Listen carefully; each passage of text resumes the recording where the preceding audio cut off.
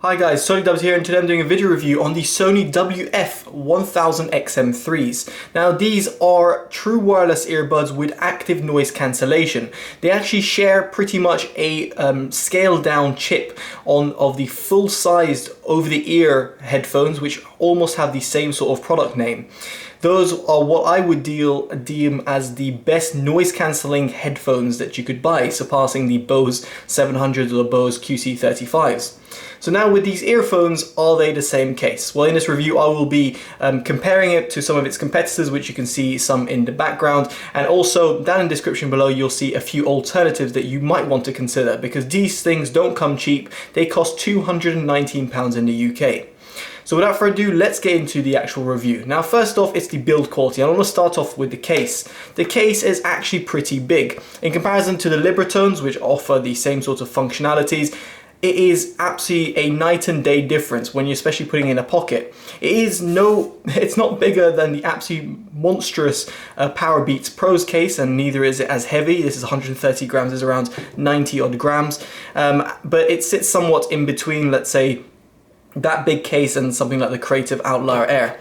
Now the case itself can't be wirelessly charged, which is a shame in comparison to the Libratones, which do, but they do have a USB Type-C port which enables faster charging. Now the case itself has an NFC tag, so you can quickly pair it via Bluetooth if you're doing it for the first time. Other than that, the NFC tag will be pretty useless, because after that the connection happens all seamlessly over Bluetooth. Now the earphones can be easily taken in and out of the case, unlike some of its competitors. I was relatively impressed in that respect, and they've got a magnetic sort of thing. Now this might seem very trivial to some, but if you're going to be opening the case, make sure you don't put your finger behind here, because sometimes it can kind of clasp it. I know that seems very trivial, but it's worth bearing in mind it did actually hurt my finger when I did that once. Now the earphones themselves have got two touch sensitive pads, these circle little pads over here. Now the earphones themselves have got very good touch sensitivity. I must say I had no problems operating them, and you can customize the touch functions through the app, and I'll show you that in just a second. I would say it's pretty much on par with the Sennheiser Momentum True Wireless in terms of touch sensitivity and in terms of operation. In terms of the earphones themselves, they're relatively chunky. As you might be able to see, these actually do sit in ear, but they will not look as sleek and as stylish as, let's say, the Libratone Track Air Plus. They are a little bit less bulkier than the Powerbeats Pro, which are pretty chunky in comparison, let alone the fact that they've got an over-the-ear hook. So it's just worth bearing in mind that the actual design of it might not be suitable for all ear types, no matter the ear size of the ear tip size that you use. It's worth bearing in mind that these are pretty big when they sit in your ear. Now on that subject, I will also mention that these do attract a lot of wind noise. So if you're going to be on cycles, or you're going to be running through, like, let's say, a windy part of town, you're going to hear a lot of wind noise being funneled through your ear canals. So worth bearing in mind about that. And also the fact they've got no over-the-ear hooks means that they're not really suitable for runs, because their pretty bulky design kind of will make them fall out after a little while. Of course your mileage may vary, but that's what my experience was in comparison to some other true wireless earbuds that I've heard. Now in terms of the actual looks, I had no complaints about that. It's very much more of a traditional true wireless design, and they're available in two colors, so if you don't like this creamy or silver color that Sony have put, you can get them in black as well. Now other than that, in terms of build quality and design, I've got no other sort of comments to say. Now let's talk about the actual connectivity. So if I just launch up the app, it's called the Headphones Connect app that Sony offer. You can get this on Android and iOS, and once they get connected, then through the app itself you will be able to see a variety of different options. So most importantly, it's quite interesting to see that these support the AAC codec, and I'll get into that in just a bit. You can see the battery level left and right as well, and then you've got a variety of different options, such as ambient sound control, which automatically detects the environment you're in and tries to adaptively give you the right noise cancelling feature. If you don't like that, you can have your own sort of noise cancellation, or you can have it on terms of ambient sounds. Now what I like about this, let's say you're on ambient sound 14, I've got over here, you can focus on the voice only. So therefore, if you've got people talking, you can focus on the voices, but then cancel out the background noise. It's quite comprehensive, and in terms of noise cancellation features go, it's the most comprehensive earphones, or should I say even Sony's headphones. You've got an equalizer, which I prefer not to use. I found that the preset EQs were pretty poor. Then you've got to see what is actually playing. So for example, here I was just watching a YouTube video. And then you can pause when these headphones are off. So essentially these have got proximity sensors and therefore detect pretty instantaneously as soon as one single earphone is taken out of your ears. Really useful for those who like watching media and just wanting to be talking to someone or putting the earphones away. And then you've got the actual sound quality mode.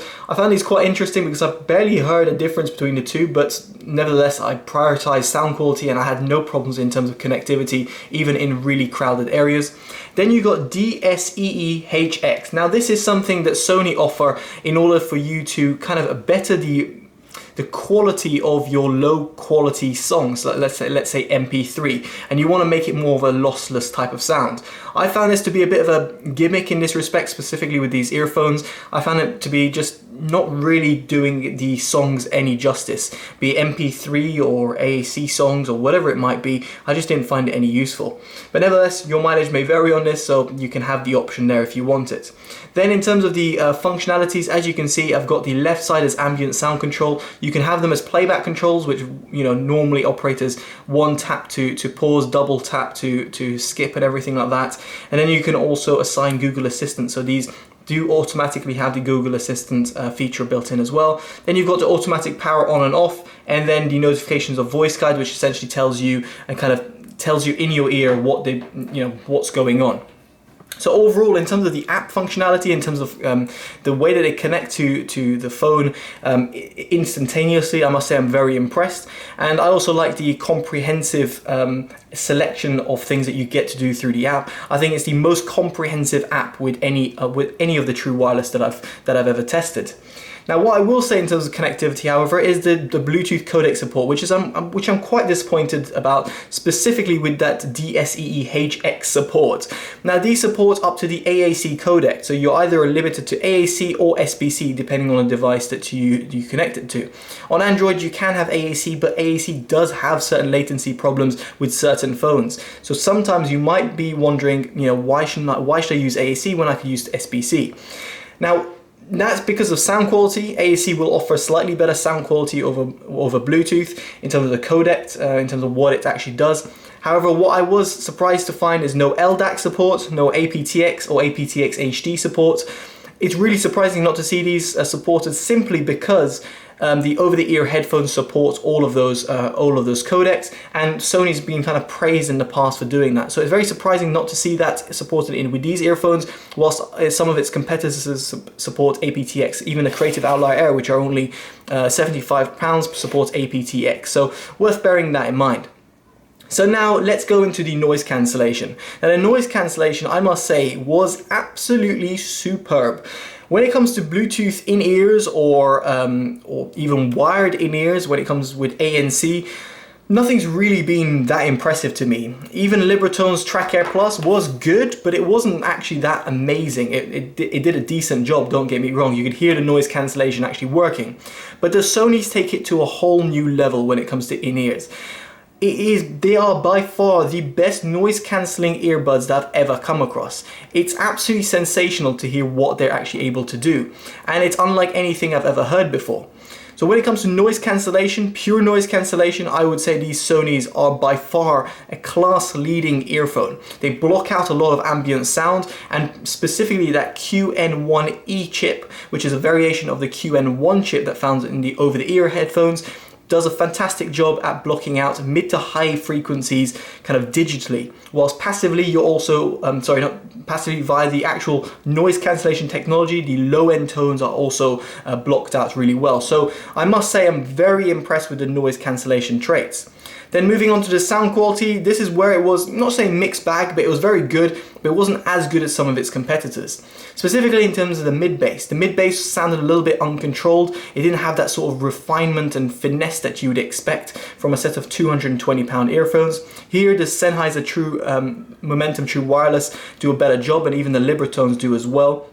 In terms of spaciousness as well, they're not as spacious sounds, good in terms of instrument separation as the Creative Outlier Air or the Sennheiser that I mentioned as well. However, the mid-range do really well. They're pretty forward sounding and accurate as well. The highs don't roll off at the top end, have got a nice little sparkle, and the sub bass is very much present, so you get a nice little deep rumble. So overall, the sound quality is very much fun sounding. It's not the best, the class leading, however, it's absolutely incredible for a set of in-ears, specifically true wireless ones. So overall, what do I think about these earphones? I think they're fantastic. They're the best noise cancellation earphones around, and I would definitely consider them if you want to kind of zone out from the exterior environment. So there we go, guys. I've been Totally Dubbed. Hopefully you enjoyed this review. Take care and bye-bye.